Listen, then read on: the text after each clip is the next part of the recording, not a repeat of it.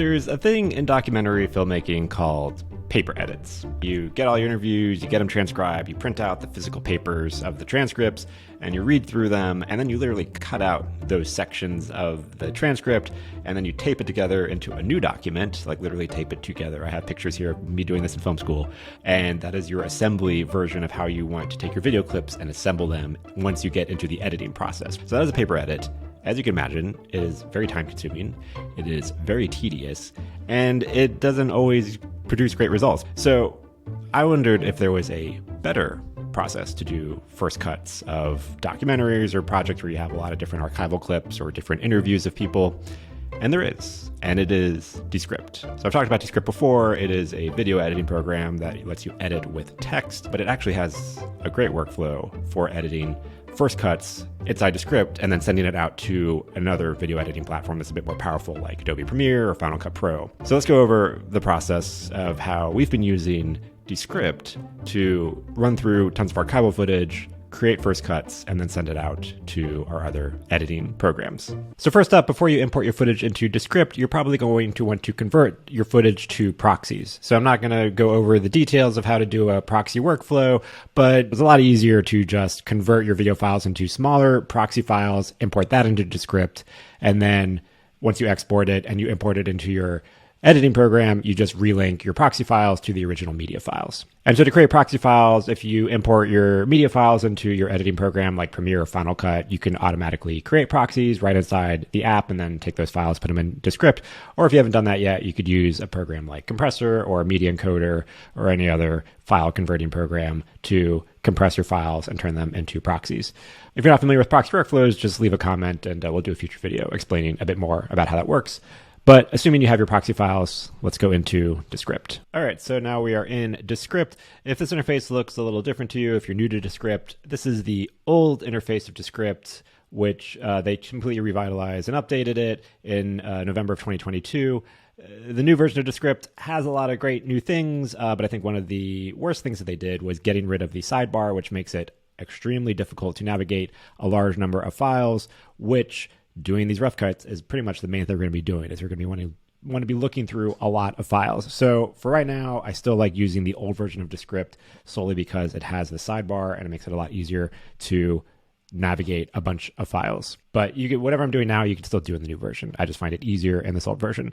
Okay, so we have a video that we just did. It was on James Clear, and we use a lot of podcast interviews and different archival material to assemble the rough cut and pulling clips from that, and then assembled it into a script, which we also then wrote additional narration, which was then recorded later. So in this case, we imported a bunch of podcasts, video versions of podcasts and news clips, had them transcribed, then turned the video file into a composition. So now we have a text version of that. We have the speaker's tag, so we know who's speaking. Is it James Clear or is it the person interviewing him? And then we can either review it manually, which in some cases we did, or if we go to search, and we could change our search into just the composition, so just this file, or just the search across the entire project. So one of the things we were looking a lot for was him mentioning his newsletter and talking about signups. And we can see every single mention of him saying newsletter. So we click on it. It'll automatically play that soundbite of whatever moment he just said newsletter. So in real time, I could just sample and click through and hear every single moment that he says newsletter. And so this is extremely valuable, especially for like stuff where there's like tons of talking or tons of interviews. And you're just like, I need them to say that word, or when do they talk about this subject? And I can just browse through and keep clicking and sample the moment that I want. And then let's say, okay, I like this part. I want to use this part. So I can highlight it, the text. And I could either, so I selected it, I can highlight it, and you have a number of options of colors, which you could also use up here later on if you want to filter your highlight colors, adjust whatever system you have. I can also click on it and I can say, hey, I want to clip to a composition, which is the text document, the video file that we are making. And I want to say, hey, I just want to send this section of text to either a new composition, so I make a new file on the left side, or an existing composition. So I have my rough cut work in progress composition going. I can just send this clip of text straight over there. So let's say I want to send it to an existing one, my James Clear video. And now if I go back over to my project files, I go to the James Clear project I was working on, and I go all the way to the end. This is a little weird because this was the script written out for the video, but you can see it added that clip straight to the end of the video.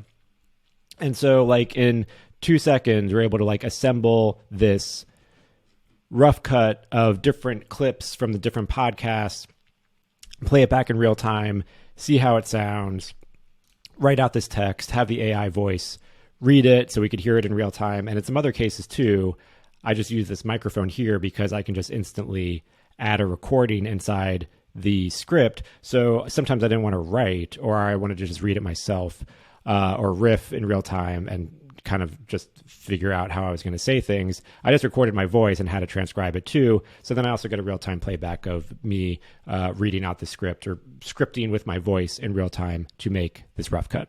So we play things back. We have the script notes. We have the clips that I pulled from different interviews, going back to narration.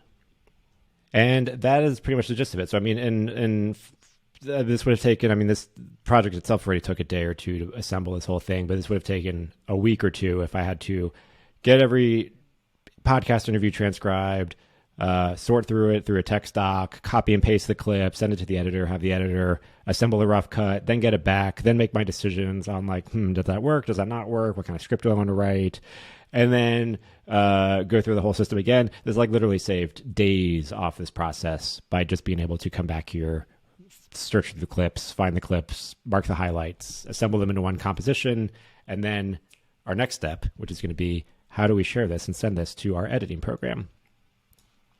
So if we come up here and we go to share and we go to export, pretty similar process in the new version of Descript, we can see that we have our timeline export option. And so the two main ones that we're going to be interested in is either Final Cut Pro or Adobe Premiere.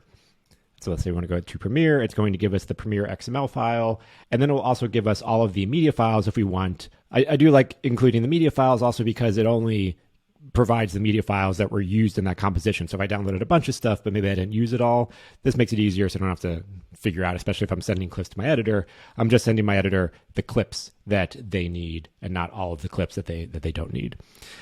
And you would just click export. It will give you the XML file and your media files in one folder. You could send that to your editor, and basically it will just mimic the timeline that we have here inside Adobe Premiere or Final Cut Pro. So they already have this rough cut with all of the sections that I used up and running with this. Now, a couple of notes too, because you can export your whatever composition you have and send it as a timeline. It works really well with very simple edits like this, where we're just pulling video clips and assembling them into a rough cut. There's really just one track of video that is just different start and stop points from various video clips.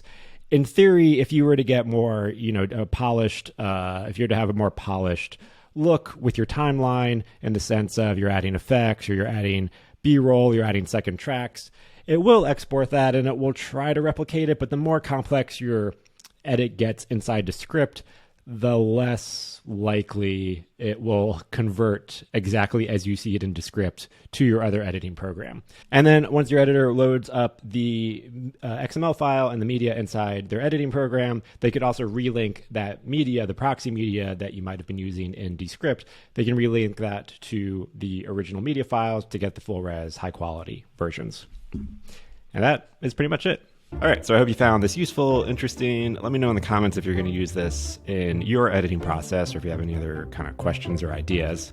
If you did like this video, please give it a thumbs up and subscribe to the channel.